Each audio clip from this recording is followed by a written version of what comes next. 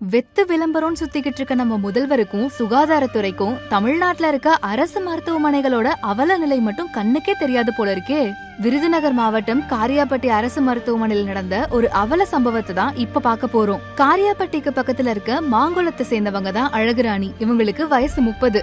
Thyroid பிரச்சனை காரணமா ஒரு வருஷமா இவங்க விருதுநகர் அரசு மருத்துவமனையில சிகிச்சை பெற்றுட்டு வந்திருக்காங்க.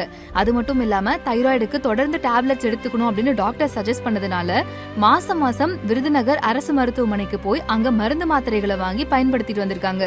ஆனா சடனா அவங்களுடைய கணவருக்கு உடல்நிலை சரியில்லாம போனதுனால விருதுநகர் வரைக்கும் போய் மாத்திரைகள் வாங்க முடியாதுன்னு மருத்துவர்கள் கிட்ட அவங்க கேட்டுக்கிட்டதுனால மருத்துவர்களுடைய பரிந்துரைனால இவங்க காரியாபட்டியில இருக்க மருத்துவமனையிலேயே மாத்திரைகளை வாங்க போயிருக்காங்க. போன மாசம் 27ஆம் தேதி வழக்கம் போல மாத்திரைகளை வாங்கிட்டு வந்திருக்காங்க. அந்த மாத்திரைகளையும் தொடர்ந்து 15 நாட்களுக்கு பயன்படுத்திருக்காங்க. ஆனா அதுக்கப்புறம் தான் அழகுராணியினுடைய உடல்நிலையில ரொம்ப ஒரு மாற்றம் ஏற்பட்டிருக்கு.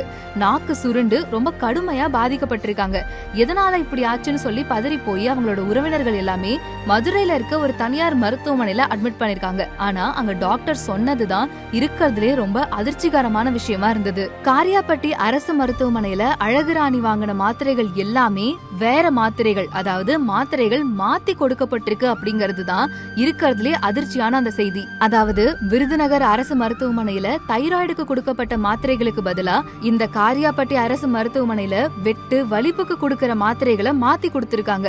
1-2 வார்த்தைகளை மாத்தி படிச்சு வேற மாத்திரைகளை கொடுத்ததுனால இப்போ ஒருத்தவங்க உடல்நிலை ரொம்ப மோசமாகி தனியார் மருத்துவமனையில சிகிச்சை பெற்றுட்டு வராங்க.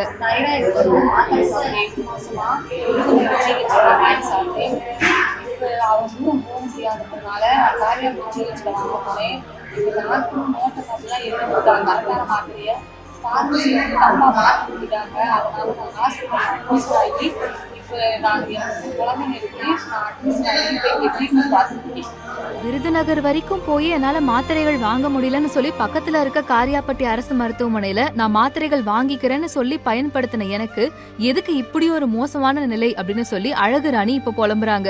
மக்களுக்கு தேவையான ஒரு தரமான மருத்துவத்தை கூட கொடுக்க முடியாத ஒரு வெத்து மாடல் அரசா திமுக அரசு மாறிக்கிட்டு இருக்கு அப்படிங்கிறதுக்கு இதுவும் ஒரு சிறந்த எடுத்துக்காட்டு. எப்பவும் போலவே சுகாதாரத்துறை ஒரு துப்பில்லாத துறையா செயல்பட்டுகிட்டு இருக்கு. அதையும் கண்டுக்காம தமிழக அரசு இருக்கு அப்படிங்கிறதுக்கு இதுவும் ஒரு சிறந்த எடுத்துக்காட்டு.